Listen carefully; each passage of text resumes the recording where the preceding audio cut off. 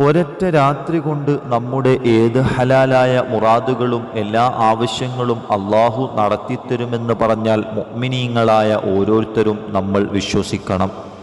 ആദ്യമായിട്ട് രാത്രി കിടന്നുറങ്ങിയതിന് ശേഷം സുബ്ഹിക്ക് മുമ്പ് ഏതെങ്കിലും ഒരു സമയത്ത് അർദ്ധരാത്രി എഴുന്നേറ്റിട്ട് വുളൂ ചെയ്ത് 4 റക്അത്ത് നിസ്കരിക്കണം.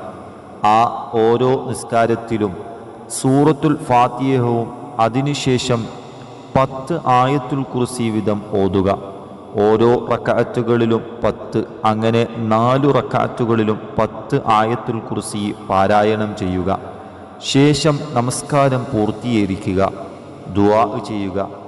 എന്താണ് നമ്മുടെ ആവശ്യം അത് അള്ളാഹുവിനോട് ചോദിച്ചു വാങ്ങുക. ഒന്നാമത്തെ വിഷയം, ആ സമയമാണ് വല്ലാത്ത ശ്രേഷ്ഠത നിറഞ്ഞ സമയം. രണ്ടാമത്തെ വിഷയം 40 ആയത്തുൽ കുർസിയാണ്